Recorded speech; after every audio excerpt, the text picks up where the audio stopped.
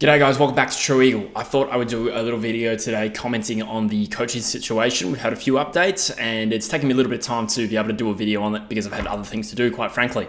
So specifically, we're going to talk about the fact that Dean Cox has pulled out of the race. We're going to talk about the fact that we've been linked heavily to Ken Hinkley from Port Adelaide by Tim Gossage. Discuss a few of the other candidates and also talk about the injury update which came out earlier today, or at least by the time you're watching this, it might have been yesterday. So let's start off with Dean Cox pulling out of the race. So how do we feel about that? Wow, that's an unfortunate use of words. Cox has withdrawn from the coaching race and basically ruled himself out of contention for being the next West Coast Eagles coach. So on the one hand, it's unfortunate. I hadn't necessarily, emotionally connected to Cox as the next coach. God, I hate saying that. However, he was a very strong candidate, at least when you're looking at credentials. And from the outside looking in, that's pretty much all we as fans can really assess at the moment. Their resume, their credentials, where they've been, how successful they've been in those various roles. And Dean Cox would have been a very, very good candidate to have, at least to go through the interview process. But he's pulled out, and this was somewhat a little bit foreshadowed. I remember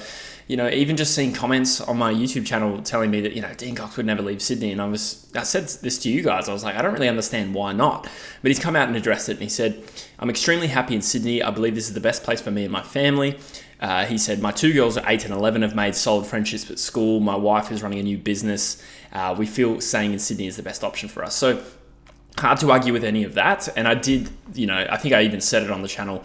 I thought, maybe if there's family considerations, that might be a factor, even though what he's giving up is essentially, a guaranteed $1 million a year contract at the club where he became a legend. So it's a little bit unfortunate for us, although I do respect his decision, and it does make perfect sense. I think if you've got kids around that age, it's hard to move them out of school. And not that I have kids, but my sisters do, and I understand that completely. And it does sound like he is willing to forego the money now to potentially be the next Sydney coach in a few years. So we'll see what happens. Obviously, the Longmire situation there is going to be a wait and see. And we've even been linked, or maybe not linked, but some people have theorised that potentially we'll go after Longmire if Dean Cox takes over anytime soon, which would be a great get. He's obviously arguably the best coach in the league. I mean, there's Chris Scott, but in terms of a guy who's taken a club from a premiership and then through a bit of a rebuild process to now contending again. I mean, how many coaches can really say that? I don't know if there's any coach that I can really remember. Forgive me, I'm going off the top of the head there, but how many coaches have won a premiership, gone through a rebuild, and then won a premiership again with the same team? Longmire hasn't done that yet,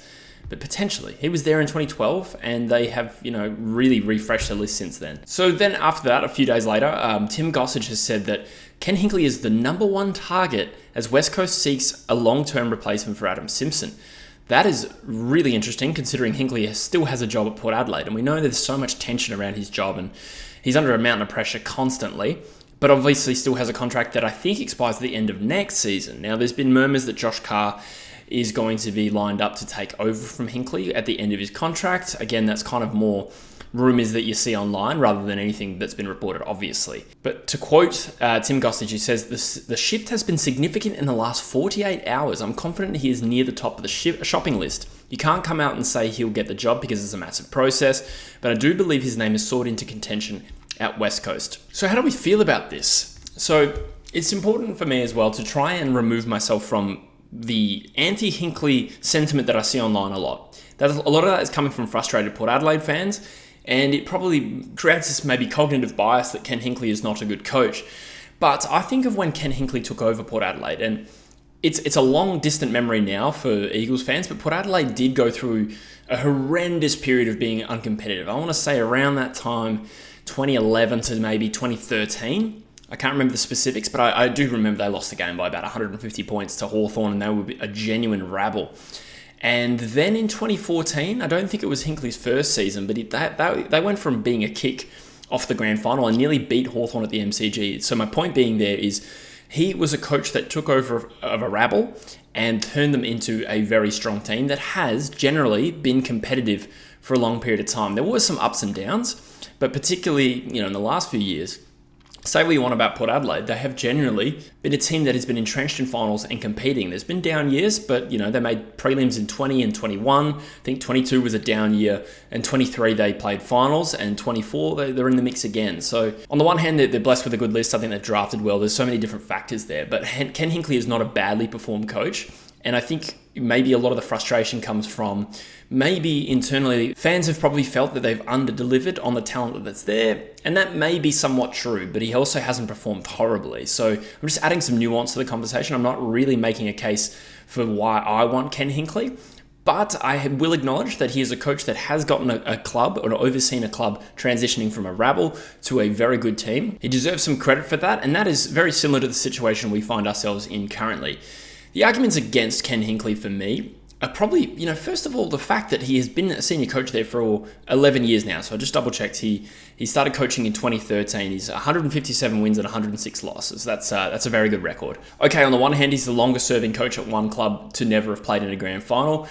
Fair play, I get that. But there's a lot more factors that go into that than simply Ken Hinkley not being up to it as coach, And they were very close. What are they? They lost to Richmond by like 2 points or something in 2020. So there's that. But the fact that he's been at a club for 11 years, we need someone who's going to be here for 10 years, in my opinion.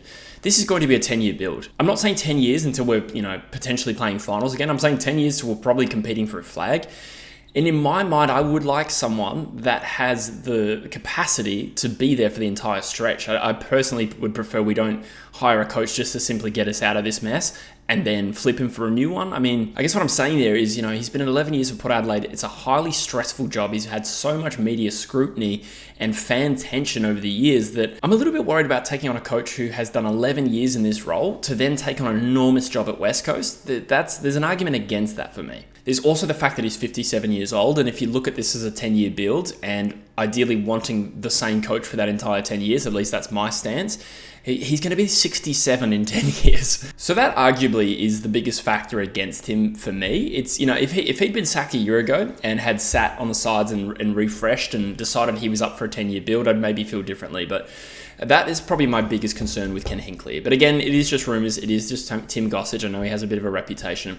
There's also been links to Buckley. I don't know how serious that is. I mean, I don't think Buckley would be super willing to move interstate and coach the Eagles. I mean, maybe it would be a relatively good job to have, purely because West Coast is a good organisation that generally looks after its staff, and I'm sure he is well aware of that. I know that he's just gone through a divorce, and he's got kids to consider there. Would he move away from them? I don't know. But I thought I would just touch base on some of the coaching updates. Again, there's going to be months of speculation on this, so we don't really need to go too much deeper for now.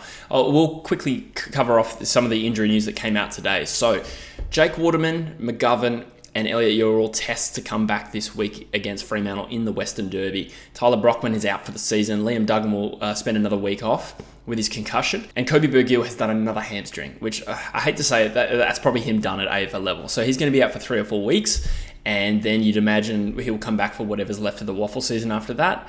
And it's come at a bad time for him. Not only does he have a long history of hamstring injuries, I don't think he's done enough to stay on the list. So that's unfortunate for him. I was watching Barra and Quartermain's podcast. They're all suggesting that, some of these guys won't be available. And I think there's an argument to be made for, if Yo's sore, if McGovern's still sore, which he probably is, and Waterman with his knee, if they're all still sore, I think we're at the point where we probably just keep them out and keep giving games to the younger guys. On the other hand, this is a Western Derby, and I really don't want this game to blow out to 1,000,000 points. I'm feeling very negative about it. So just on that, I will be doing a preview soon, and I will be doing a preview on the True Footy YouTube channel with Druzy this week, which should be good. But I hope to see you there across both channels. Let me know in the comments what you think about Ken Hinkley and Dean Cox, etc. And for now, I'll see you in the next one.